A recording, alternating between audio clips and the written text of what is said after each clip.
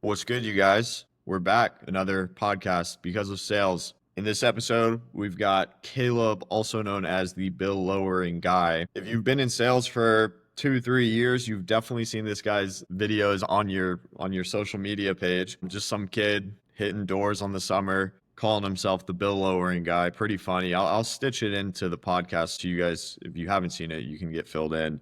Yeah. Yeah, I'm the bill lowering guy. Do you want me to lower your bill?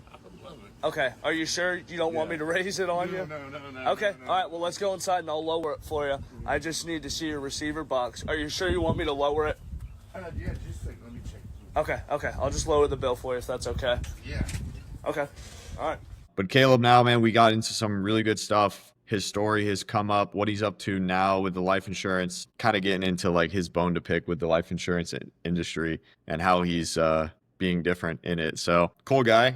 And I'm excited to bring this one to you guys. Before we get into it, my ask, you guys know every week, go down to the first link in description and subscribe to our newsletter. Because of Sales is a newsletter first sales media company. Our whole thing, the reason we exist, is we want to help salespeople and business owners sell more, make it easier so they can enjoy their lives. We talk about cool AI stuff, resources, tools, insight from other industries that you can pull and use in your industry to gain an edge. Plus, all these podcasts, we take the high points, and every Wednesday we summarize in addition to news and tools and all that cool stuff and send it straight to your inbox. So first link in the description, guys. Before you get into the pod, please go subscribe. And now let's get into it.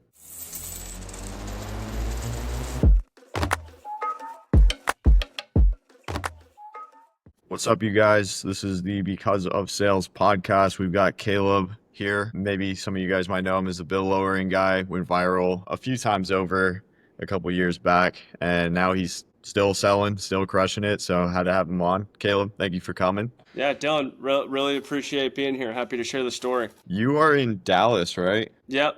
Dallas, Texas. Cool. Are you from there? No, I'm originally born and raised actually Gainesville, Florida. Go Gators. And ever since door to door, I've just been moving around all over the place. Got out of Florida, and now I landed here in Dallas. Nice. I know you were just here in Austin this past week, and we were trying to get this to be in person. You're like, I don't know when I'll be in Austin. And then the time you come, I'm like out of town. But this virtual stuff is not too bad. So we'll be able to break a lot of cool stuff down for anyone listening, just so you know, and kind of set the context here. Like, most of the people listening are salespeople. There's also going to be some business owners, but it's people in every industry, like every sales industry. So I think that's super cool because like something that works really well in the current space you're in, which is like insurance, might be super cutting edge for someone in like solar pests, or like, it can go all these different ways. So just want to kind of give a broad perspective on, your come up, like some of the strategies that you use to find success, and then what's working for you right now. So would you mind, Caleb, like for anyone that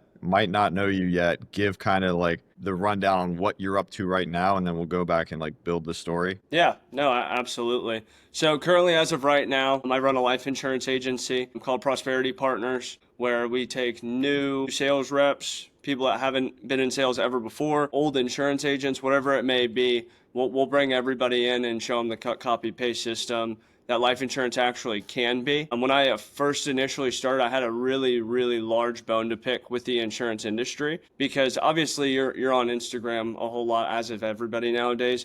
You'll either see a multitude of insurance people hitting you up in your DMs, and the phrases that they'll use is, hey, call warm lead list, make guaranteed 10K a month, come do this. It's just far from the reality of how it actually runs, because it seems like in insurance, people are more focused on running the recruiting build play a lot more than they're actually into running the profitable sales program. So that's really where I'm at now. The last 2 months, I've spent a lot of time building out different systems, lead flows, fulfillment funnels, things of that nature, to actually be able to call something copy and paste. Yeah, that's actually a pretty good point that I never realized until you just said it. And when you said it, it sounds true. More people are interested in that recruiting game than actually like selling the insurance. They just want to get people to do it for them, which I guess there's pros and cons to each, right? Oh yeah, I think that it comes from a place of mental immaturity, and the reason why I've prefaced it like that is people are always interested in allowing other people to do the work for them, but they don't have the skill that's required to actually manage somebody properly and be able to build them up as a leader within the industry. I think something that's not talked about enough is people are really complex, Dylan.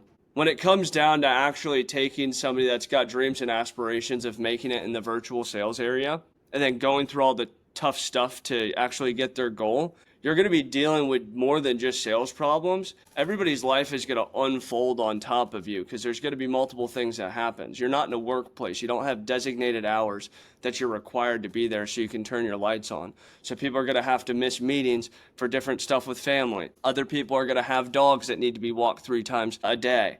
Other people are going to have just so much other things that are like clouding their emotional, mental vision to be able to succeed.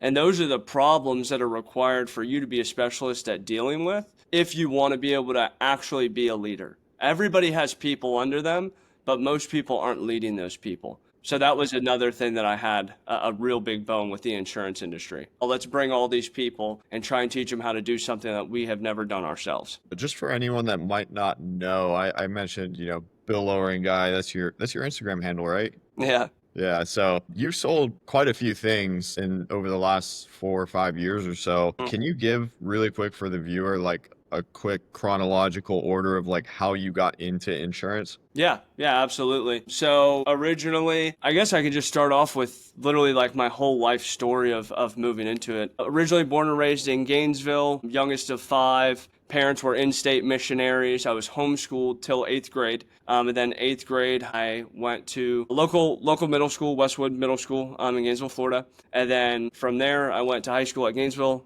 High School. And then 9th and 10th grade year, I did it there. And then 11th and 12th grade year, I actually dual enrolled at Santa Fe Community College. And that's really where my perspective on the world started to open up because my educational experience was already so much different compared to everybody else. When I had gotten there into 8th grade, everybody already had their lunch tables. Everybody already had just where they belonged. At that point, thankfully, I'd already been playing soccer since I was 4 years old, and I spent a majority of my childhood traveling around Florida playing, so I at least had kind of that going for me. But funny enough, I was selling before I got into door to door. I was selling myself to people, being like, "Hey, like I'm a cool dude. I know I'm homeschooled and I'm supposed to have like a bag of granola and like just sing church hymns all day." But it was like, "Hey, like I'm normal, just like everybody else." And that was like where my career really started, was finding like a place of belonging. But fast forward going into community college, 11th and 12th grade year. COVID hit 12th grade year, I believe, 2021-ish. And at that point, the year after COVID, I had a manager kind of come by and basically on my Snapchat, he was saying like, "Hey, come make 20 grand. He had like a little poster card for door-to-door sales. And I was like, "Holy cow, dude, you made 20 grand. I'm at community college right now, and I can't seem to find anything that works." I was doing a whole bunch of different stuff. I was bussing tables. I was selling weed. I was doing just like whatever made work to like go forward in the process of being independent. And I was like, okay, cool. Well, if I can make 20 grand this summer, then I can maybe double it doing something else. And like, I just kind of let my dreams run abroad. So I still remember I was in bed with my current girlfriend at that point, and I got a call, and a typical recruiter like, "Oh, dude, you played sports, like you're an absolute stud. Come out for the summer. One of the managers is going to come meet with you." And yeah, he came and met with me, and we, funny enough, smoked a blunt in the shed. And I just thought it was a great idea to move away to Missouri the day after. Like he told me I could make 20 grand knocking on doors, and I was all for it. I was like, all right, like let's do it. I didn't even know that you can make 20 grand when you were 19, much less being for 2.5 months. So he said, "Hey, I'm leaving tomorrow." And funny enough, I packed all my stuff the night before, and he wasn't even ready to leave the next day. He had to take another day. And he thought it was crazy. So we went out there. Dylan, we're living in Joplin, Missouri, the middle of nowhere. Only people that have knocked doors know where Joplin, Missouri's at. And there's like 13 guys living in like a 2-bedroom crib, and like just got like put on the couch. I thought it was nuts. I woke up sweating every night. Bugs are flying around because trash isn't being taken out. Like your classic door-to-door summer. And I remember it being so bad that I was like, I'm not quitting and I'm not giving up, because my brother had been in sales and my dad had done like a lot of inspiring things. I was the youngest. I was like, dude, I'm going to make it crack. I was like, there's some way that like this can be easier or be better. And I just remembered thinking to myself, I was like, well, I'm pretty much talking to people like in trailer homes, like real beat up, like rural Missouri. I was like, I'm an intelligent guy. but why am I talking to people that have like a total IQ of 4? Like I have a PhD. So I remember the first conversation and I was pissed. Somebody had just like really ticked me off.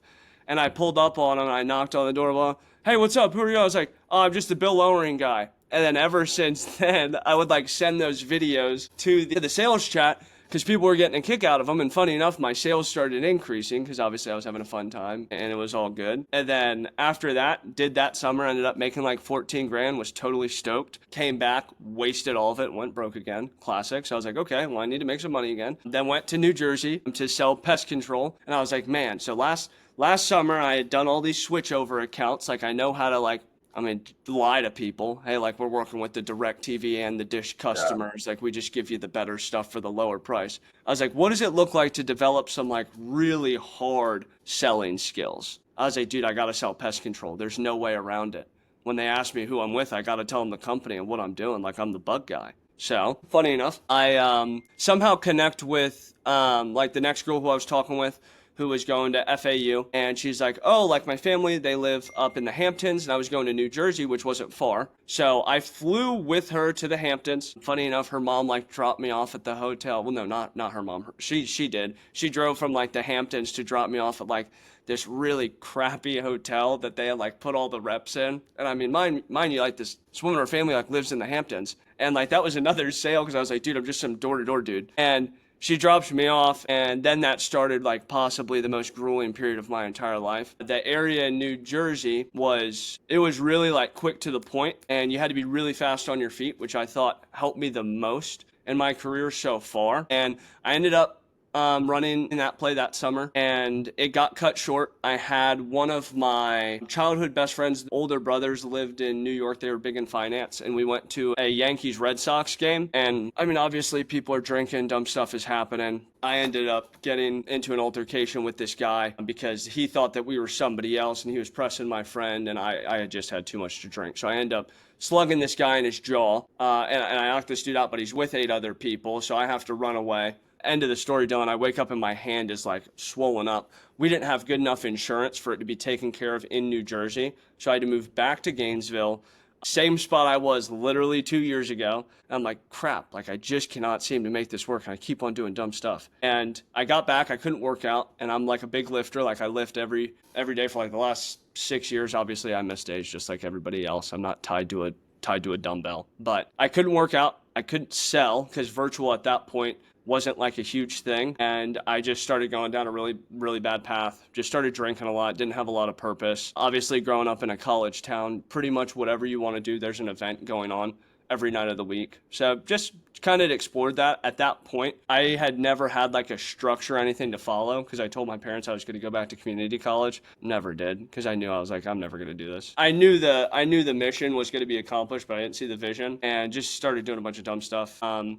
then somehow got in contact with a good friend of mine who's like, hey, I know a really solid dude in solar in Orlando. So I started going on 2-week blitzes. And then that's how solar started. So I remember like my 3rd or 4th blitz, I was just like in the car or whatnot, looking through like my phone. And I got like a flashback from three years ago or whatnot. And I was like looking at my videos. I was like, dang, like these are really funny. Like I didn't post any of these till like 2.5, 3 years later. And like I was just chuckling because I finally like had the mental capacity to understand like, oh, Cal, like this stuff's pretty funny and I'm already broke. I'm like trying not to drink at all. I'm already traveling and like this 2002 Lexus. We called it the Flexus. It was so sweet. But it was like I had nothing. So I had nothing to lose. And I was like, well, let's give social media a shot. So I started throwing them on social media. I'd love to tell you like I really grinded or anything. The first video I ever posted on social media got 1.4 million views. And it was one of me in the red shirt. And I'm telling the guy, I was like, well, dude, do you want your like bill higher or lower? He's like, oh, well, I want it lower without solar. I was like, well, you can't do that. And it just like, it just unfolded. And then I started to find all these old videos and post them. And it was like the first one was 1.4 million. After that, it was like 1.2. Then it was like 700. Then it shot back up to another 1.2. And I started to get all of these DMs. And I was like, now looking back, I wasn't aware of like how heavily the algorithm was like blessing me. Because it was like close to 100 to 500 followers a day for a long time. And I remember going through all that, things with The company in Orlando didn't really work out that well. They had to put me on like salary because the deals just weren't closing or whatnot. And I was just setting. I closed like a minor amount of deals. And I was like getting all these job opportunities that I was totally unqualified to take. And I ended up here in Dallas as an executive of a solar company, literally knowing like a minor amount about solar, but kind of just roughing it. And I was like, oh, well, I guess I made it, which I didn't, because then I ended up being like 40 grand in debt after that experience. So ended up back in my parents' household for 3 years in a row. I went on a three-peat, and I'm sitting there, I'm broke, and I've got this video from August 16th. I'm like, hey, what's going on? Like, this is Caleb. I'm about to get into virtual sales. I'm like filming this as proof of concept. I've got $2,000 to my name. And I met a phenomenal girl out here who I'm dating now. She's lovely. And I was like, the only thing I got's like my girlfriend. Like, I'm sitting here in my parents' house and this totally sucks, but I'm going to show you how I'm going to change it. And then I started virtual sales. I was selling insurance policies when in my parents' household. My mom is like a very Christ-driven woman. And she's like, Caleb, I can hear you're lying. She's like, stop lying to people. And it was just like looking back, it was a really important process to go through, because I think when everybody is getting into the sales industry, they always just think about the outcome, which is obviously the financial portion. Like, holy cow, if I can kind of get out of having a boss, if I can be in control of my own life, then I can get this sort of money. But 99% of the times, people are not ready to manage themselves. And for 3 years, I had attempted to manage myself, tell my parents, you guys are absolutely wrong. My dad's done very well in business himself. He's a lot like Shaq, though. If anybody's ever seen the interview with Shaq, like, hey, my money's not your money. He grew up in upstate New York, Staten Island, and he had like a really, really tough childhood. So he always gave me the stiff arm when it ever like came to asking for anything, which was that was the only thing I needed. I just needed somebody to tell me like, hey, go mess everything up and go figure it out. And then like a quote really stuck with me through all of that. It was like, fail so much that failure runs out, and the only option left on the table is success. And I lived that portion even through insurance, because guess what? Go to insurance, first 90 days. Like 1 month I was able to deposit like 16 grand into my account. What did I do? I went on a ski trip with my girlfriend to Aspen. Now, if anybody knows how expensive Aspen is, that's going to put a dent in the wallet. So I do that, and I come back, not in my parents' house. Now I'm on my boy's couch, and yet again, I'm broke. I'm like, dude, am I going to have to make like another video? Like, when does this stuff actually click? And I do that, and then I just realized at that point, I was like, okay, it's time to grow up. Like, these are the things that I've done in the past that have ruined what I'm doing. I'm continually trying to avoid the work in this aspect. What's going on internally inside of me that's providing emotional friction when it comes like to getting on my computer every day to sell deals? Like, every time you sell a deal, it feels great. Why wouldn't I chase that high the whole time? And I kind of realized I was more purpose driven than I had thought. The financial gain was not really what appeased to me, which is what I initially thought it was. I was like, dude, I'm going to get this. I'm going to get a nice car. And then this nice car, I'm going to burn it out in front of my ex-girlfriend's driveway, and I'm going to feel like the man. And like, that's going to be my Disney story. But I realized that I was no longer attached to that. So I was like, okay, what is it that I'm attached to? So I started scrolling around on social media again. Kind of the blow-ups faded. I got people saying like, all you do is raise the bills now. You're a fraud. You're a fake. Blah, blah, blah, blah, blah, blah, blah. It's like, yeah, well, classic. Welcome to social media. And I was like, well, what appeases to me is being able to take people from their current situation and put them into a seamless situation where if they know they do 110% of the effort, they'll get 110% of the reward back. I was like, well, what does that look like? The first thing is me accomplishing it. So month like after that, I kind of decides that I end up issue paying 26 grand worth of life insurance in my first 2 weeks. And that was like huge for me, because I was like, okay, well, I believe I kind of cracked the code. We're in a position where this makes sense. I can do this.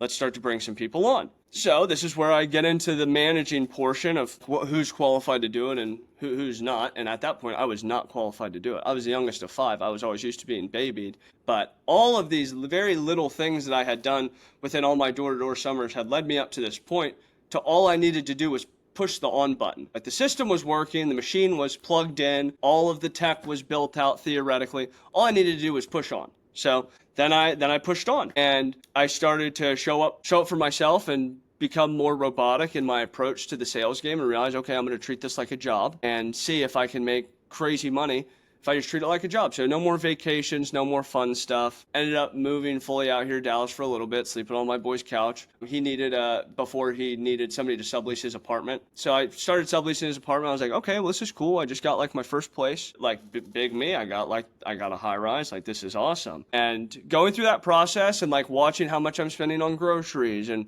watching my gym memberships and like watching all these little things, I started to understand the game of money just being this phenomenal tool that opens up freedom, not something that you kind of just like throw on somebody and spit at them and tell them to like go just F off. So it's like, then once I started to tap into my purpose and like understanding of what it is that I actually desired, that's when I started to move forward, because I was like, okay, I no longer see this as recruiting. If like, I don't think I have the system to be able to help this person like actually win, I don't want to bring them in. Because the pain of trying to get people to succeed and watching it fail time and time and over again compared to the money that you make is never going to be worth it. You only want to find the people that obviously are going to work well within your system. I guess I started to slowly see a glimpse of how things happen by running team events and seeing people happy, but the money wasn't still flowing like I thought it would. About like 2 months ago, I had to reevaluate everything and be like, hey, I've been in this life insurance industry now for maybe 4 or 5 months or so. I've seen the ups, seen the downs. Nothing crazy. At least I have money in my account. And door to door, I did really like reach a massive level of success at all, besides obviously my personal brand. And the big thing that I was concerned about was how everybody on social media was advertising this opportunity like it was a guaranteed play because it's been around for 100+ years. And it was so far from that when I started that I was like, there's no way I can bring anybody else in this business. So I took a lot of time. I was like, okay, what's the first thing that needs to be taken care of?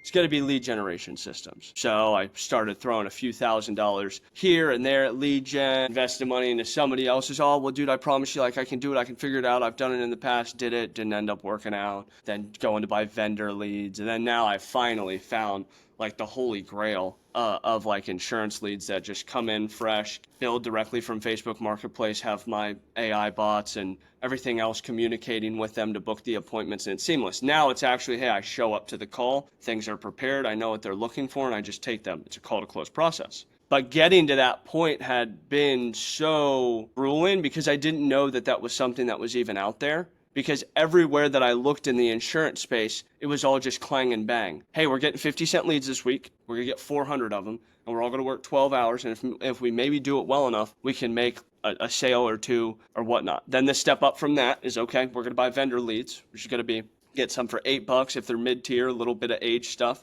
or you get fresh stuff for now. Price of leads is out of control. It's like $25 to $35 a lead. And I was like, man, this seems to be grueling to scale. So I've got these teams that are saying like, hey, I do $500K a month and they've got 50 people. What would it look like instead of having 50 people that pay 10 grand a month, if I just had 10 people that issued 50?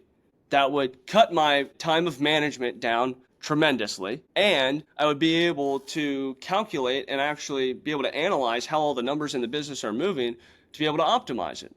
So then I fell in love with the business game of like the numbers. And I swore I hated math when I grew up, all of it. And I love it because it actually means something. Getting into all of it, actually taking the time to look into everything, to evaluate the situations, Dylan, I would tell people that are looking into the life insurance space to be very weary. I think that it's a extremely amount of unqualified people making insurmountable amounts of money, and the money that they're making is paying off their ambition to build their business better, if that makes sense. So when it comes down to, I just made 70 grand this month, the first thing that they're probably looking at is probably not all of their acquisition costs or how to make the onboarding process smoother or how to streamline everything. They're probably trying to figure out where they're going to go post their tomahawk dinner.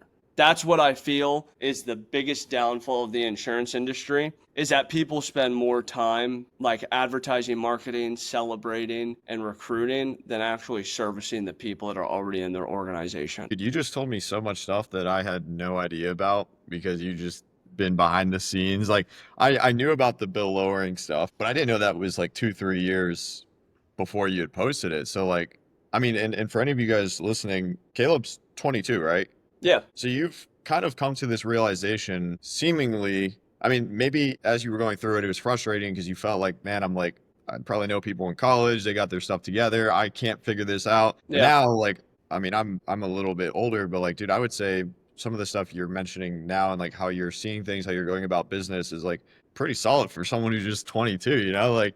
I appreciate it. But going into the insurance stuff, now again, getting back to this, you may have said it. If you didn't, how did you land on insurance as a sales rep? You said your buddy was doing it, or how did you get into it? Yeah, funny enough, I'm just like gonna get extremely vulnerable. I remember coming off of like a college bender and like coming off of like a come down of cocaine. So I was like extremely emotional, and I had somebody that reached out to me, and this is the person that ended up recruiting me into the business. And it was the first time I had ever been pursued instead of recruited. He's like, "Hey, dude, just want to have a conversation. It's went pretty well for me. I can tell you're sharp.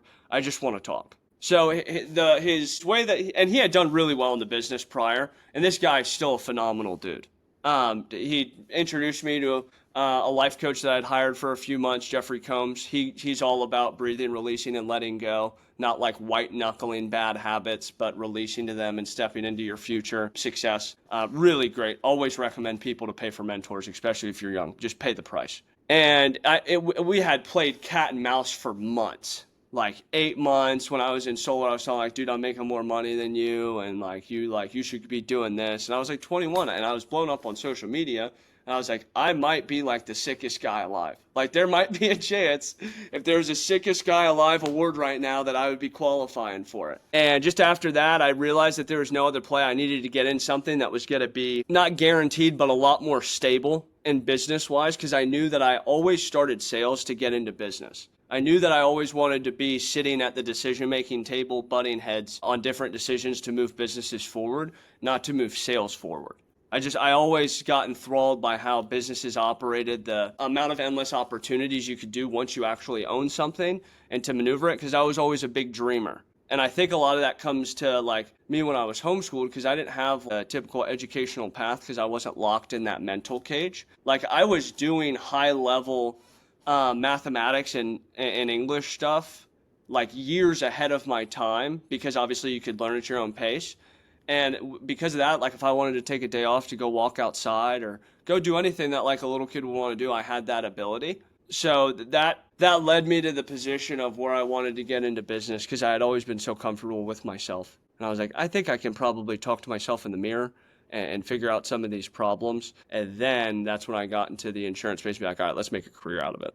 All right, guys, quick break for the sponsor of this podcast, the Serial Sales Community. Now, with Caleb, we're talking about 1099 life insurance sales. The Serial Sales Community focuses on the 1099 setting, closing, remote high-ticket sales industry. A little bit different, but similar. I've been running the Serial Sales Community for 3 years now. As of recording this, I've worked with hundreds of people to land quality remote 1099 sales roles with people coming from no sales experience and a lot of sales experience. We focus on the stuff that actually matters, not sales training. It's a hot take. I know. We got sales training. Don't you worry.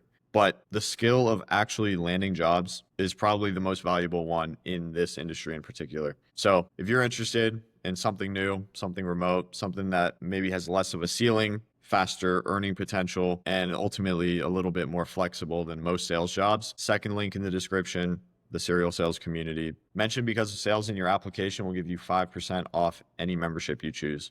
Let's get back to the pot. You said you did $16K in your first month with insurance and then went to Aspen? No. I did not do $16K in my first month of insurance. That was like my second or third month. Dude, I fell flat on my face. And the reason being, Dylan, is I was told there was going to be like warm lead lists and like systems or whatnot. Those two things were about as far away from existing as possible. So really like grinded it out. It was really hard, and then it kind of clicked. And obviously there was things that I wasn't doing when I was starting. It's never just a system's fault. So I started spending more money on leads, obviously, and spending more time in the saddle, follow up, all that. And then I started to see that minor amount of success. Then, went to Aspen. Then that was another moment where I was like, sickest guy award here. Like Sean White's over there. He's about to shred this mountain. And like, I'm sitting here.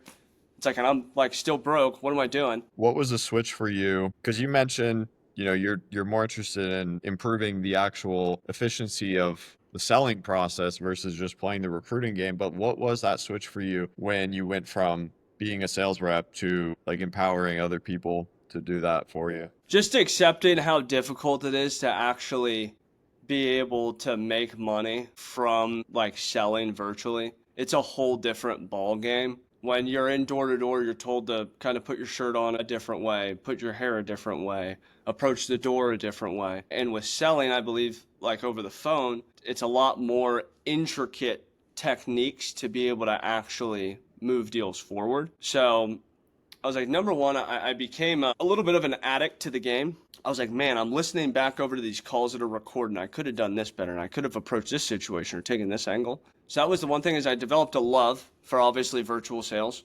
And then after that, I realized that after I had noticed everything that was wrong, I didn't have the correct people to ask how to fix it. So I was like, man, so it's not just like come into sales and make 10 grand your first month. You've got to have like a really solid line of support to be able to help get you there. That's why I think that, like, my opinion is courses are overhated on. I think the best thing that you can do is reinvest your money into your knowledge and your ability to scale your techniques. Obviously, if you buy people that are unproven in our industry, then that just kind of makes you an idiot. But it's like, if you're really buying something that's proven to work, I think that courses are phenomenal. This is like my opinion on like the schooling side of things, is like everybody is selling the nightmare. I just chose to buy the dream. It's like everybody's selling the nightmare. Go to school for this amount of years, get this degree to do this, but because it's normalized, it's what people are familiar with. But I just was like, oh, I don't want to do all that. So I was like, let's invest some money into the dream and see what happens. I'm familiar with a little bit of the insurance game. I've never done it myself, but I know people, some acquaintances that do quite well with it. I know a lot of people that have had that experience you described, where it's like, hey, it wasn't what I thought it was going to be. But like, what were you seeing out there when it came to actually selling in the insurance that was like giving you the biggest bottleneck? Was it the vendors of the leads just like not being truthful, or like what were some of the things that you went on to try and fix for you and your team? It's a great question. I think it is a leads-based business, so that's definitely always going to be within the top 3 things. If your numbers are down, what's going on with the lead source? So obviously that's huge. But I genuinely feel like it's people's mental capacity, because I know people that sell 50, 60 grand off of 50-cent leads. So I never will throw everything on leads. I think leads falls into a category of optimization, not necessity. Definitely will optimize your business and raise profitability big time. I can say that because I'm watching it happen. But it's going to be mental capacity to solve problems, and people aren't going to take the extra time and effort to read the carrier brochures, to understand the products, to actually service their clients. It's a large industry of clang and bang, get them on the phone as fast as possible, close them as fast as possible, get paid as fast as possible. Unfortunately, fast isn't always going to be the best way to do it, and I don't think with this industry at all, 99% of the times it is. I mean, if we're really going to be transparent here, we're like helping people set up for the worst days of their life. If I was on the other end of the phone, I probably wouldn't want to be talking to somebody that's rushing through it. So I think being surrendered to the process is something a lot of new people have, because they're expecting something else, and what's coming obviously isn't expected. That is a very interesting sale when you're selling them for something on the worst day of their lives, is they hope it never comes, right? I was going to ask you, you mentioned about the intricacies of selling over the phone versus door to door. I've done a little bit of both. I've done door to door probably more than just like dials. What are some of those intricacies that you've seen, and you specifically, because you obviously like did some years on the doors, like you found some stuff that works pretty well. It seems like you've done that on the phones as well, but like what are some of those big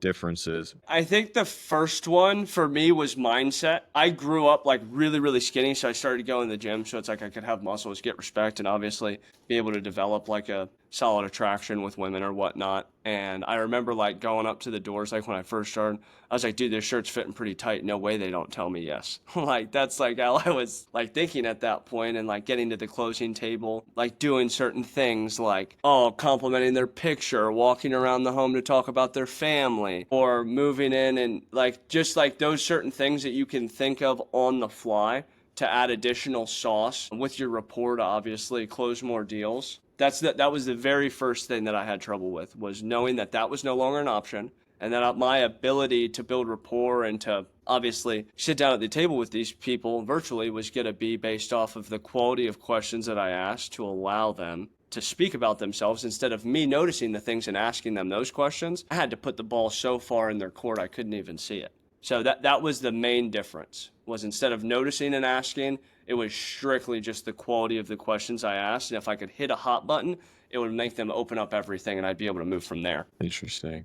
So you're now helping other agencies have better quality control, it sounds like, over their systems, processes, leads, kind of a holistic thing, maybe. What are some of the tangible things that you focus on with Prosperity? Like, is there like 3 pillars? Like, hey, when you work with us, we're focusing on these things, or like, what does that look like? I think the very first thing that I focus on, and this is obviously biased because I feel like I've cracked the code on it a little bit, is gonna be the trackability of your leads. So we have like an Excel spreadsheet that's been made. It's something. It basically goes over all of the profitability of your business, leads, dialers, systems, your advanced income, your gross commission, like everything. It'll go through it. That's the very first thing, because I don't think many people resonate with the idea of like what you don't track, you can't grow. You don't know what you're going to grow if you don't have like the understanding of what it is you currently have. So that's the first thing, is like we're going to evaluate what you're currently doing down to the nuts and bolts. Okay,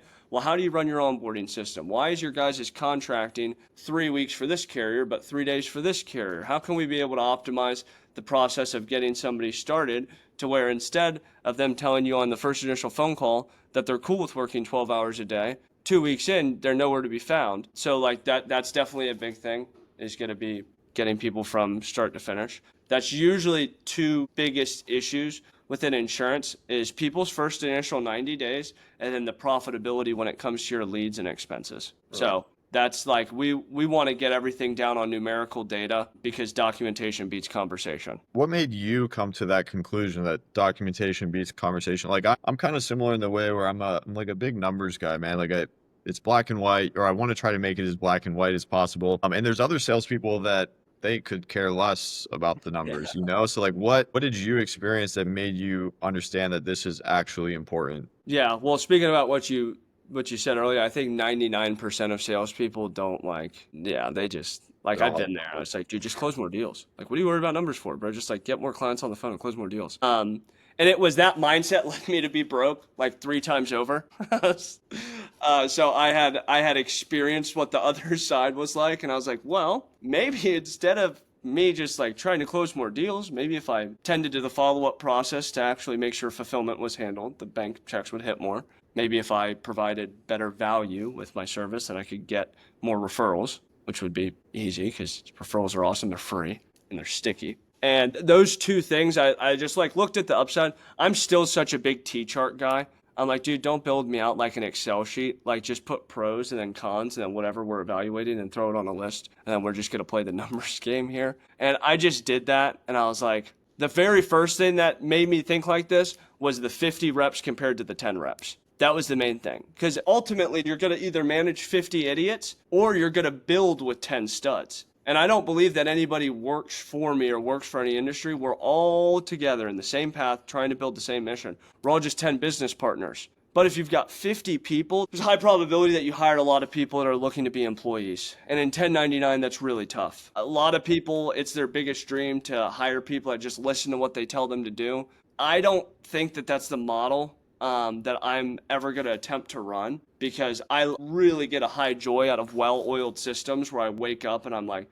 this is exactly how it's going to go today. Don't have to worry about this problem because it's non-existent in my business. What do we need to do to bring in the next highly qualified person so that they can wake up with a smile on their face and be excited instead of waking up in cold sweats the night before, which also have been there as well. What's some of the sauce that you've gained or you can share about recruiting into the 1099 space? Because recruiting is hard, as is, but when you add the component of 1099, and I don't know if you guys are all commission based, I know a lot of insurance is. What's something that you found to work really well when looking for good talent that sticks? Yeah, absolutely. And I don't have major proof of concept for sure. So I'm not the first person that anybody should listen to about this. And when it comes down to recruiting, I find that the easiest people to recruit and run your business with are those that are actually bought into the long-term vision. And that's gonna be repeated across all sales podcasts everywhere because it's just the reality of the situation. There was this book called Team of Teams, and it goes over the process that Navy SEALs go through to create a bond where everybody has each other's back. And they were saying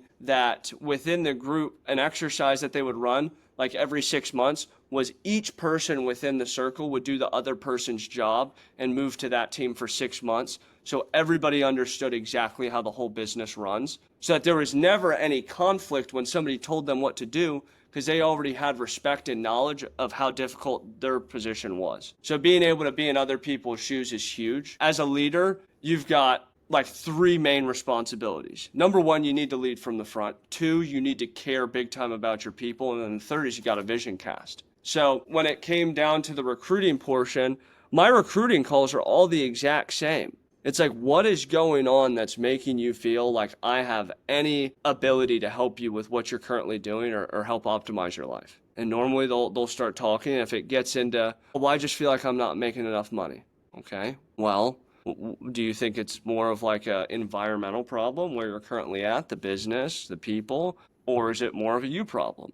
And a lot of the times it's going to be personal problems, just because people forget, like, people make businesses. So the environment that you're in is just a product of the quality of people that you're surrounded by. So if you're going to get adopted into something, just know that if you don't like the environment, there's a lot of people that probably feel the same way, and you're just the one speaking up, because it's a collective. It's just like how the people make the church. It's not the building. It's the same thing. So I believe in being able to analyze people's current positions. And then my big thing is I just want people to work for the same reason that I want to work, which is going to be able to inspire and help people, which I know sounds cliche, but commission checks all pay the exact same. It changes the numbers, but minor things that you do could have a major or minor effect on others. So that's where I really try and put emphasis on. Let's like flip the perspective on that question, like changing from being the recruiter to being recruited, and knowing what you know as like someone who is selling and now recruiting. Like, what is your best advice to someone who's looking to end up in like a good situation, not like a subpar? Oh, I love this question. I'll talk about this 24/7 all the time. Find somebody who's actively making the money that you want to make. Bank statements, always. But it has to be within grasp. So if you're somebody that's a server, you don't want to go talk to the guy that's making 200 grand a month and has been in the industry for 4 years. You want to go talk to the guy that's making maybe 15, 20 grand a month that's 90 days in, because he's actually got a blueprint for you, because he was just in your shoes. So that's the big thing, is if you are looking to get into sales jobs, getting on like these calls with the people with the cars, the watches, the whips and all that it's going to put you in a really tough position, because you're going to continue to reflect on yourself while you're going through your first 90 days. Why can't I be like that guy? And the reason is you're comparing 90 days to 4 years. You need to be with people that are in the trenches and be like, dude, I worked really hard and I really messed this stuff up. Don't do this instead. And you're going to get to this first benchmark, which is like your first 10K. Yeah. So that's the first one.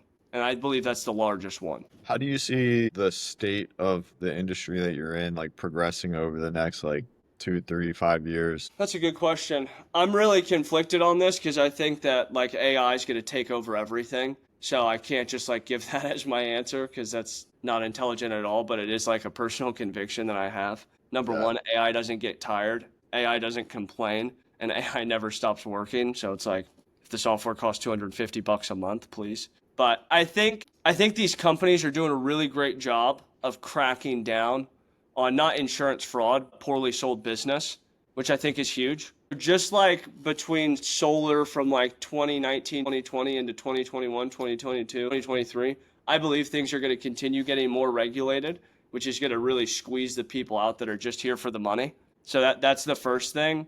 And then I really think that there's going to be a big change on leads, because you know this, but the way some people run their marketing campaigns, their advertising, their lead vendor is straight highway rock. And it's only going to take enough of these conversations or podcasts or ability to understand situations for people to be like, hey, dude, we're getting like royally screwed here. This same lead's been sold to 3 other people. This lead's not fresh. This has been sitting in a batch, and the age leads are just the fresh leads that have already been called and not closed and are now in the age batch. So I think those 2 things are really large. I don't know what systems could be developed to make it more seamless, because I think already, like, I believe and I have a conviction that it is cut, copy, paste now. So I think those 2 main things are going to be huge, because people right now are making a lot of money selling really crappy leads.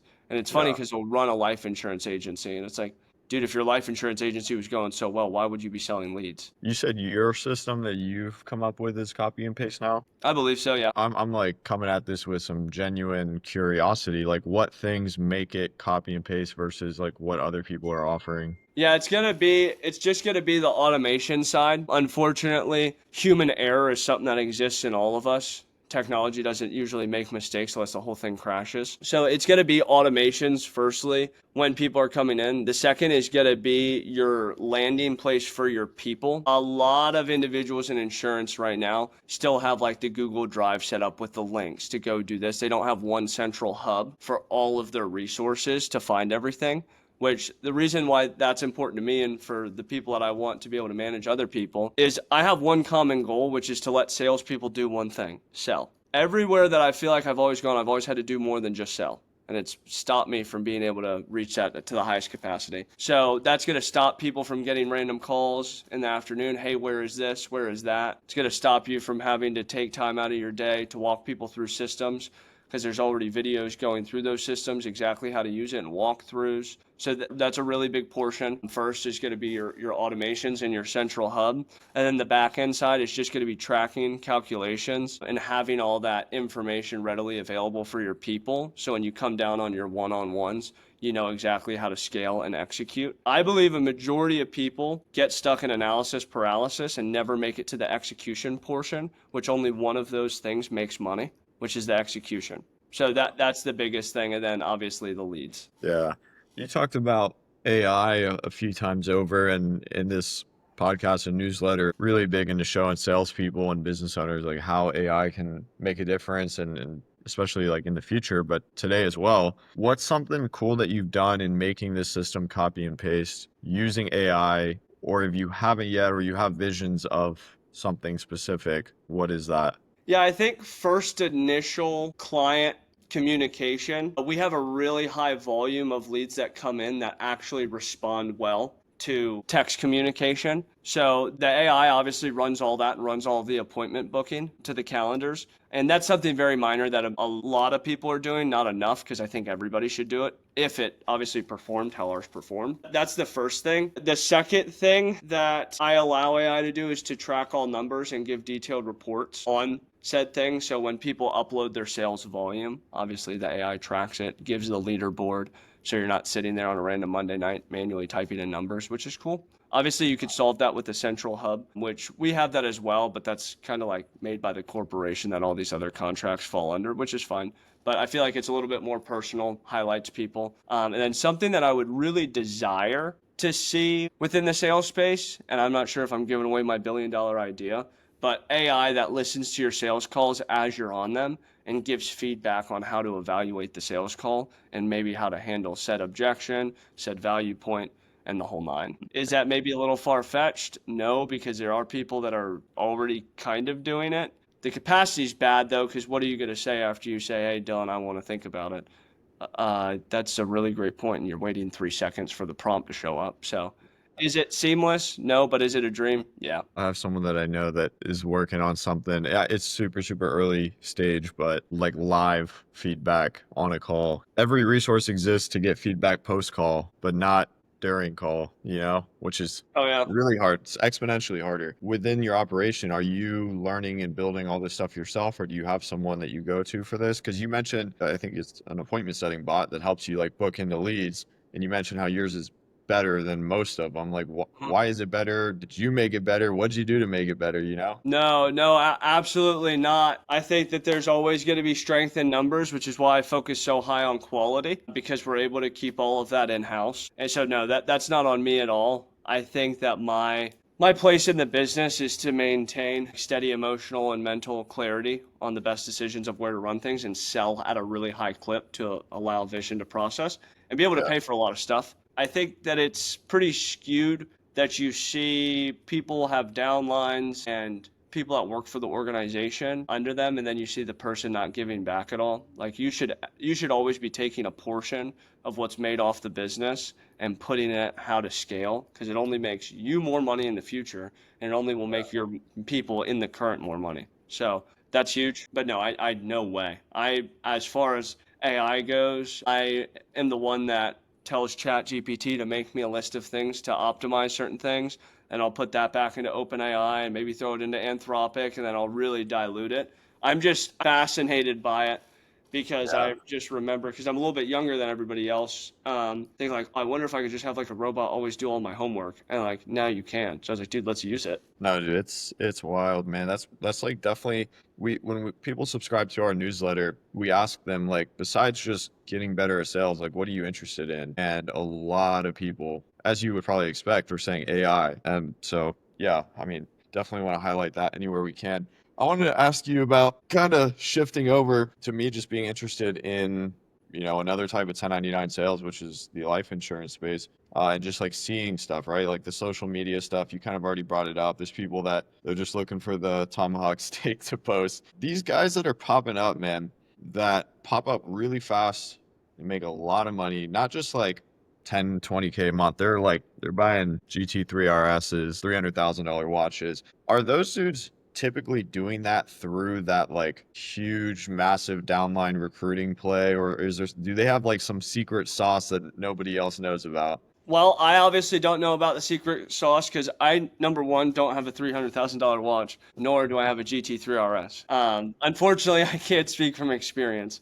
The biggest play for money making, and if anybody tells you different, it's just wrong, is gonna be having an organization. Obviously, you just have 50 hands doing work instead of your own two, or however large you want to build it. So that you will find people that can. I know people personally that have been able to issue pay over $1 million in life insurance in a single year. You could definitely make a bunch of money selling life insurance all by your lonely, never have to check into anything, get your lead source and sell the policies. You can do that. And I know people that are actively making 100 grand a month doing that. But if you want to break into that 200, 300, 400K a month, you got to know how to structure your business, and it's got to be able to cash flow with a bunch of people. Well, as I said, you can do 10 people doing 50, or you can do 50 people doing 10. However you want to scale your organization, it's up to you. Yeah.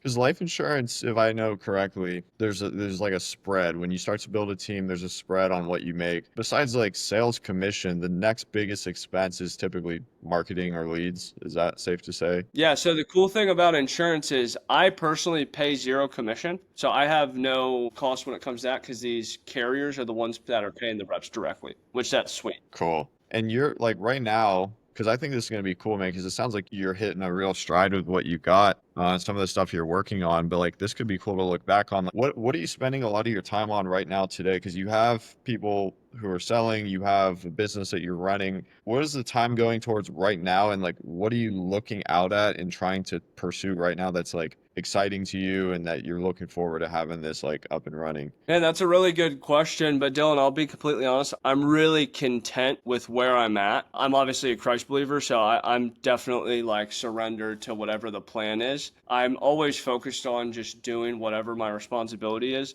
And there's always three things you have to do in the business if you want to make really good money. And it goes in this order. You've got to sell, and you've got to develop, and then you hire. So those are my three things that I spend time doing every single day is I'm selling, developing, and hiring. And I got to be completely transparent. I haven't done a phenomenal job of developing this last month. I found myself too caught up into the business, the numbers play, the meetings that could maybe push my business forward if we optimize an extra 3% here or there. And it really all comes down to if you want to be a good leader, your people want to see you dirty. They want to see you in the cut. They want to see you selling deals at 10 o'clock. They want to see you selling deals at 8 a.m.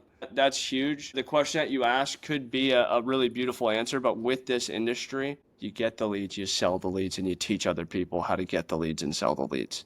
It's it. And so it sounds like over the last month, you're juggling being the numbers guy, the business guy, and then just being a good leader, right? And ultimately, to do bigger and better things, you just got to keep doing that. Those are two things separate from each other that you could put your whole attention to, and you're never done. You're never done like becoming the business owner or the leader. So it's just it's all about the chase, right? Like just Yeah. the grind. I thought there was something that was very valuable shared with me on, I have a business coach as well. And like the phrase that stuck with me today is like, as a leader, it's not my job to do everything. It's my job to make sure that everything gets done. And I've done a really poor job of making sure everything gets done because I've been too busy trying to do it all myself. So I made a really critical call this morning to partner up with somebody that's going to take a big load off of my shoulders, because you got to be present. It's just like if you're in a relationship, if you're at dinner, you got to be present at dinner. If you're going to be in the sales saddle, you've got to be present in the sales saddle. And I feel like I've just been living a to-do list lifestyle, and I'm ready to get back into that grounding area of where it's like, hey, I'm alive, I'm alert, and I feel great.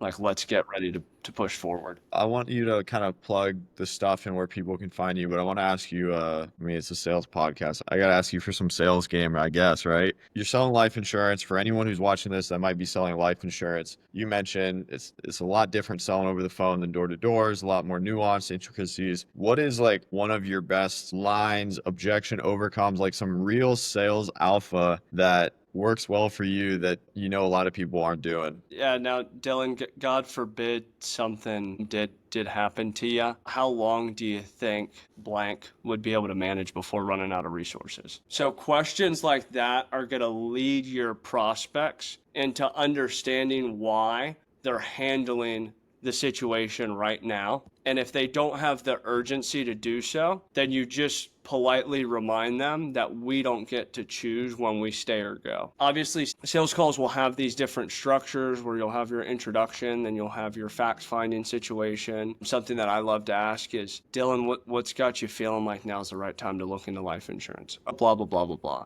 Okay, have you ever known anybody that's passed that's had life insurance or hasn't had life insurance? Oh yeah, this person didn't have life insurance. Okay, how did that work? How did that feel? What was the process? Okay, got it. Remind me, why are we looking into this? If you're really dealing with your open-ended sales calls and these people are truly interested in a service, which marketing can make that easier on you, regardless, you've got to sell. Getting into those questions where you're allowing your client to open up and tell you what's emotionally provoking them to get involved with even seeing what it looks like, that's going to make your sales process so much easier. The biggest thing that I've learned to deal with is people that just want quotes or people that are very, very quick, is really just being and matching their energy. I think salespeople oftentimes view themselves as like secretaries, or like, okay, yeah, yeah, let's pull a quote up for you. I've started to sell where it's like, hey brother, I just want a quote. I've just been telling you like, no, I'm sorry, it doesn't work like that. I can't do that for you. So this is exactly how the process works. I've got 10 other people I need to talk to. Is this something that you're genuinely interested in?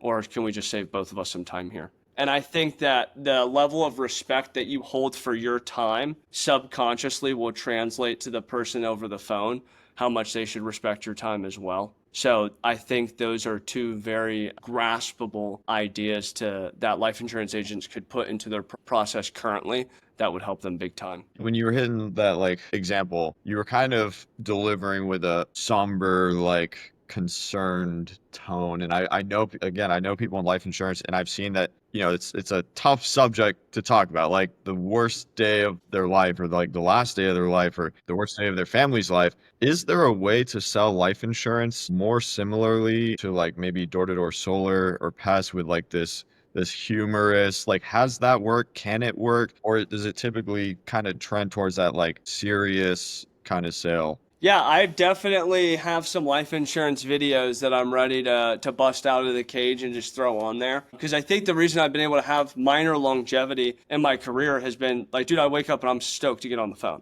It's like, okay, like, let's see what's going on. Let's see what they've got. And I've been talking to a lot of Southern people recently, so it's like, I'll put on like a Southern accent and just like really tell it how it is. I don't think that it's necessary, like, oh, does it always have to be somber this, somber that? I think it's just being able to relate to the person that you're on the phone with. Like I had a dude the other day who's like, hey, I'm going through a divorce and they just need to make sure that I have some life insurance so I don't get sued. And I was like, okay, sick. And instead of selling the dude a life insurance policy, I sent him an email.